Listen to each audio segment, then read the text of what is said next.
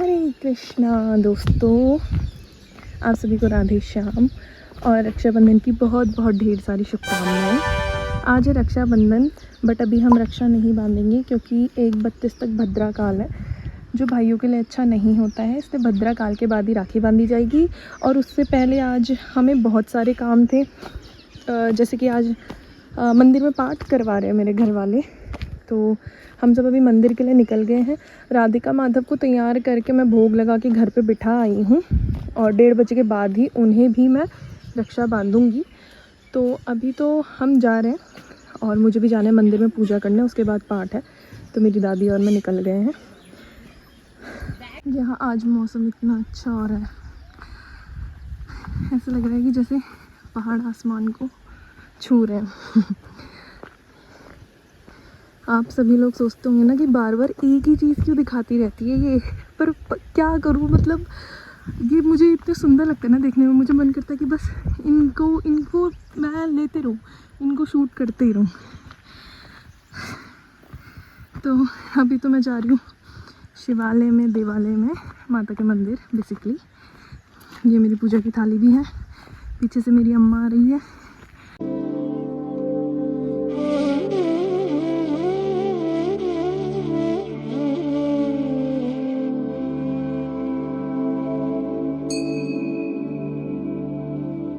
ये वही मंदिर है जहाँ कुछ दिन पहले श्रीमद् भागवत कथा संपूर्ण हुई थी। और ये है हमारे धूनी देवता, सबसे आगे। सारे पहाड़ी जानते होंगे कि धूनी देवता किसे कहते हैं, या आप यज्ञ मंडप भी कह सकते हो इसे, जो नहीं जानते धूनी कौन है। और ये है हमारी माता रानी। तो फटाफट से मैं धूप अगरबत्ती करती हूँ और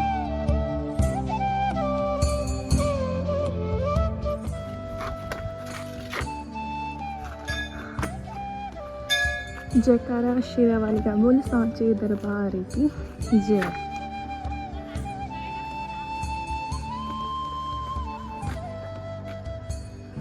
वहाँ जा रहे मेरे दादा दादी और अभी देवी मंदिर में आशीर्वाद लेकर धूप अगरबत्ती करके हम जा रहे हैं भैरव बाबा के मंदिर, जहाँ भी होनी है पूजा और पाठ भी।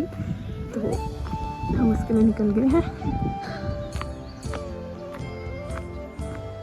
देखो, गांव की ना एक बहुत अच्छी बात होती है कि शहरों की जगह यहाँ पर आपको जगह जगह पर ना क्लब या मॉल्स नहीं मिलेंगे, जगह जगह पर आपको मंदिर मिलेंगे। देखो, नदी के उस पार वो वाला मंदिर और नदी के इस पार ये वाला मंदिर। और भी हम अभी भी मंदिर में ही जा रहे हैं। मतलब गांव की खास बात पता है क्या होती है, यहाँ पे आपको कोई डीजे सॉन्ग हमेशा सुनने को नहीं मिलेगा। यहाँ पे आपको वैसी चीज़ें सुनने को नहीं मिलेगी। यहाँ पे पता है क्या मिलेगा, हर सुबह शाम शंख की आवाज़ मिलेगी सुनने को, घंटियों की आवाज़ मिलेगी, क्योंकि हर मंदिर में जब यहाँ शंख बजता है, यहाँ पूजा होती है, तो सारे गांव में ध्वनि होती है। उससे ना जो गांव, मतलब जो भी पर्टिकुलर्स गांव होते हैं, उनमें एक पॉजिटिविटी आती है।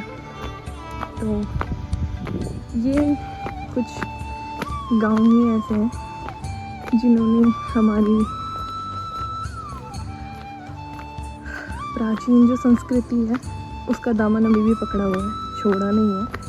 और इसीलिए तो मैं कहती हूँ कि मैं बहुत ज़्यादा फॉर्चुनेट हूँ कि मैं ऐसी जगह से हूँ, मैं देवभूमि से हूँ। हाँ, ये गांव के टेढ़े मेढ़े रास्ते, और बस अभी हम थोड़ी देर में पहुँचने वाले हैं। फिर मैं थोड़ी सी फूल लेकर आई। ये जो सामने दिख रहा है ना, ये हमारे गांव का मेन बाज़ार है। कुछ भी शॉपिंग वगैरह करनी होती नहीं जाते। ये सामने से जा रहे हैं मेरे दादा दादी, और लगे हम भी रास्ते।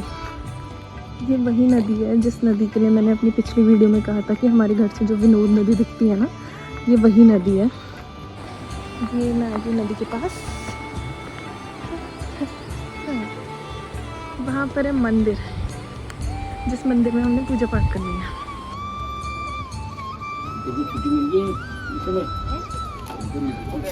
हाँ, 2-3 छुट्टी आ रही थी ना, रक्षाबंधन की और 15 अगस्त की।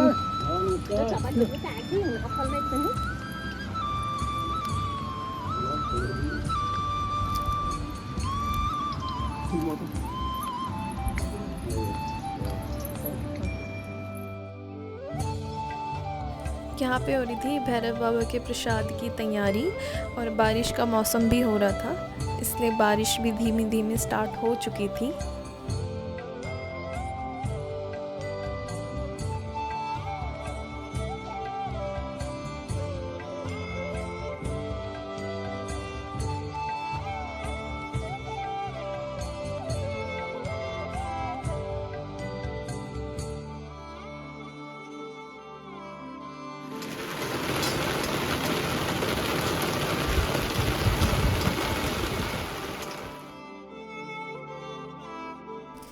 और यहाँ पे पंडित जी जो भैरव बाबा की झोली होती है ना, उसमें जितनी भी चीज़ें होती हैं उसे रख कर तैयार कर रहे थे, मतलब भैरव बाबा की झोली है।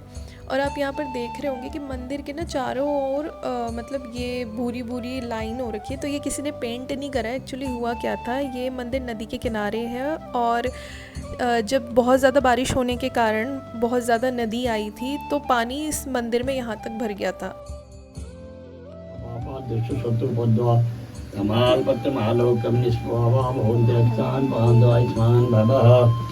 ओम श्री सतये लक्ष्मी शपथ्यां बहुरात्रि पार्श्वे नक्षत्राणि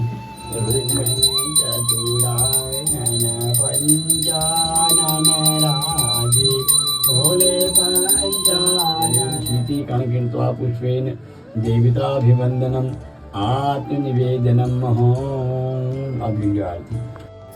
तो अभी हम पूजा ख़त्म करके घर के लिए रास्ते लग चुके हैं। यहाँ पे ना मैं आपको एक चीज़ बताना चाहूँगी, क्योंकि बिना बताए तो मेरे से रहा जाएगा नहीं, बिना बोले मेरे से रहा जाएगा नहीं। तो अभी पीछे वीडियो में जब मैंने आपको भैरव बाबा का मंदिर दिखाया, तो वहाँ पे मैंने एक लाइन से दिखाई कि यहाँ तक मंदिर के अंदर पानी भर गया था, क्योंकि नदी इतनी ज़्यादा उफान पे थी, नदी में इतना मतलब इतनी ज़्यादा बाढ़ आई हुई थी। तो एक चीज़ सोचिए कि इतनी ज़्यादा बाढ़ आने के बावजूद भी वो जो प्रतिमा है भैरव बाबा की, जिस पत्थर में उनको स्थापित किया गया है, और जो उनके वहाँ पर अस्त्र शस्त्र रखे गए थे, जो कि चिमटा वगैरह होता है भैरव बाबा के शस्त्र, वो बिल्कुल भी बहे नहीं। नदी का उफान उस टाइम पर ऐसा था कि जो पेड़ होते हैं ना, वो पेड़ को जड़ सहित अपने साथ बहा के ले आई, पर ना ही उस मंदिर को कुछ हुआ और ना ही भैरव बाबा की प्रतिमा को, ना ही वहाँ पर रखी हुई चीज़ों को। तो ऐसे जो चमत्कार है ना, आपको वो देवभूमि उत्तराखंड में ही देखने को मिलेंगे, ऐसी जो लीलाएं हैं, क्योंकि यहाँ पे एक विश्वास है, वो आध्यात्म कहीं ना कहीं अभी भी यहाँ पे जीवंत है, यहाँ के लोगों में जीवंत है।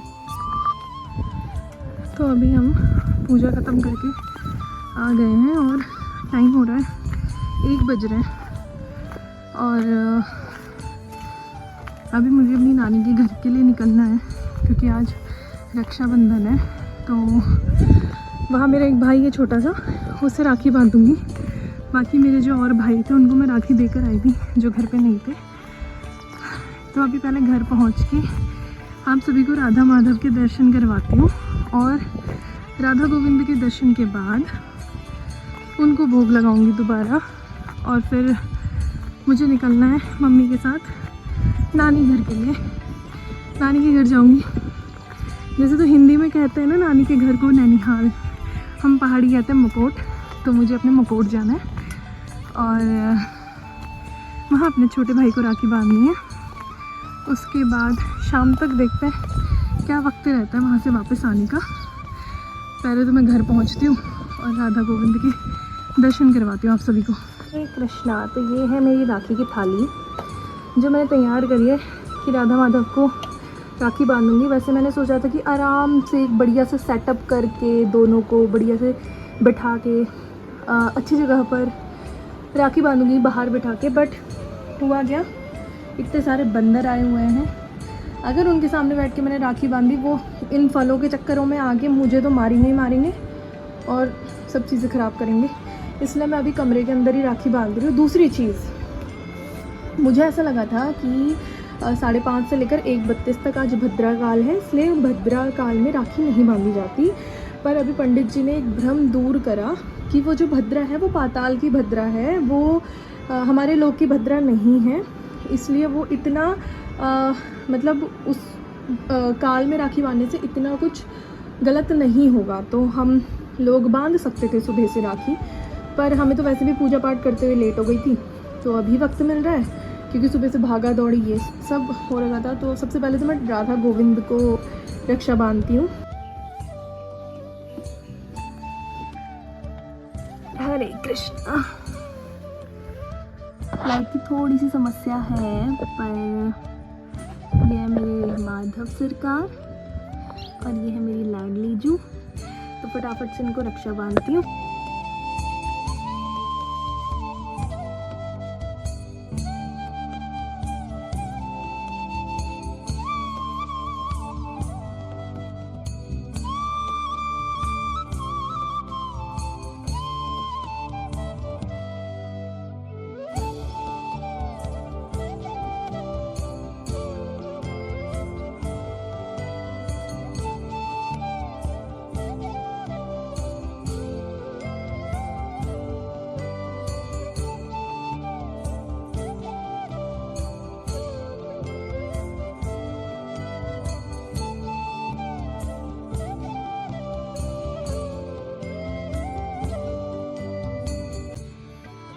यहाँ पे मैंने दोनों को रक्षा धागा बांध दिया है, मतलब राखी बांध दी है। और अब मम्मी और मैं तैयार हो रहे हैं नानी घर जाने के लिए। तो पहले इनको भोग लगाऊंगी और उसके बाद हम जाएंगे नानी घर, वहाँ पे अपने भाई को रक्षा बांधूंगी और फटाफट से वापस आना है क्योंकि कल की मेरी वापसी है। जाने का तो मन नहीं कर रहा है बिल्कुल भी नहीं, पर जाना तो पड़ेगा ही। तो कल की मेरी वापसी है तो उसकी तैयारी करनी है, बैग पैक करना है, बहुत सारे काम है। तो अभी फटाफट से चलते पहले नानी के घर, ठीक है। राधे श्याम। अभी मैं पहुंच चुकी हूँ अपने मकोट, मतलब अपने नैनीहाल। अब यहाँ पे सबसे मिलती हूँ और रक्षा बंधवाती हूँ और रक्षा बांधती हूँ अपने भाई को। ये है मेरी बड़ी नानी जी का घर, मतलब मम्मी की ताई जी का, और ये है मेरी नानी जी का घर।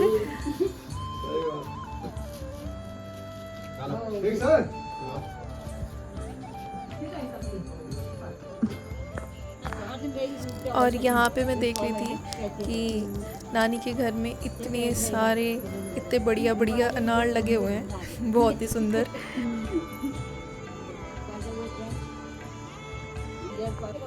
हाँ, ये वैजंती के दाने हैं ना। वाह, छोटे हो रहे दाने। अरे इधर तो काटना हो रहे थे बहुत। हाँ, इसकी ठाकुर जी की माला बनती है ना, वैजंती जी। बीच में यहाँ पे नानी हमारे लिए मिर्ची तोड़ के ला रही थी, उन्होंने थोड़ी सी मिर्चियाँ लगाई हुई हैं। ये पता है किस लिए जला है? क्योंकि बहुत सारे मच्छर हो रहे हैं, तो ये धुआं लगा के मच्छर भाग जाते हैं इसलिए। और अभी मैं अपने नानी के घर से अपने घर आ चुकी हूँ। यहाँ पे मेरी एक दोस्त रहती है, उससे मिलने आई हूँ। फटाफट से उससे मिलती हूँ, फिर ऊपर जाती हूँ और ठाकुर जी के लिए जलेबी लाई हूँ, उनको जलेबी का भोग लगाती हूँ। अब मैं गोविंद और राधिका के लिए जलेबी ले आई थी, तो अब इनको फटाफट ये खिलाती हूँ। राधा माधव जलेबी का भोग लगाएंगे और उसके बाद इनको खाना खिलाती हूँ, कपड़े उतारती हूँ इनके और इनको सुलाती हूँ। कल सुबह में बहुत जल्दी निकलना है। तो राधा गोविंद। कमरे में थोड़ी सी लाइट की दिक्कत है, यहाँ पे बैग पैक कर लिया है मैंने। इसका भोग लगाती हूँ और सुलाती हूँ क्योंकि कल सुबह ना हमने काफ़ी जल्दी उठना है और फिर पूरे दिन भर का सफ़र। और मैं सोच रही हूँ कि माधव राधिका को ना सुबह में नाश्ता करके ले जाऊँगी, क्योंकि रास्ते भर में फिर मैं इनको ऐसी बाहर की कोई चीज़ें नहीं खिलाती हूँ क्योंकि कुछ पता नहीं होता कि वो चीज़ें कैसे बन रही हैं। ठीक है, कुछ चीज़ें ऐसी हैं जो उनको रास्ते में खिलाई जा सकती है, जो कि शुद्ध भी है, बिना लहसुन प्याज की भी है, बट काफ़ी चीज़ें ऐसी हैं जो हम गोविंद और राधिका को भोग नहीं लगा सकते। तो अभी तो ये दूध का भोग लगेगा दोनों को, उसके बाद मैं इन दोनों के चरण दबा के इनको सुला दूँगी। तो यहाँ पे ठाकुर जी और राधा रानी को मैंने विश्राम करवा दिया है, चरण भी दबा दिए हैं, पानी भी पिला दिया है, रात का भोजन भी हो गया। अभी दोनों अभी अपना सो रहे हैं। तो आज का दिन अच्छा बीता, काफ़ी ज़्यादा दौड़ा भागी ज़्यादा रही। आज आखिरी दिन भी था अपने घर में। इस टाइम पे अधिकतर लोग गांव में ना सो जाते हैं। अभी वैसे 10 बज रहे हैं, लोग यहाँ पे अप्रॉक्स 8:30 या 9 बजे तक तो सो जाते हैं। रात को जंगली जानवरों का डर भी रहता है, बाग वगैरह का, तो सब टाइमली सो जाते हैं, सब सो ही चुके हैं। और वहाँ दूर है चंदा मामा। तो आज के ब्लॉग की एंडिंग में यही करती हूँ। आप सभी को राधे श्याम, और फिर से रक्षाबंधन की ढेरों ढेर शुभकामनाएं। श्री जी की जय। हरे कृष्णा, राधे राधे।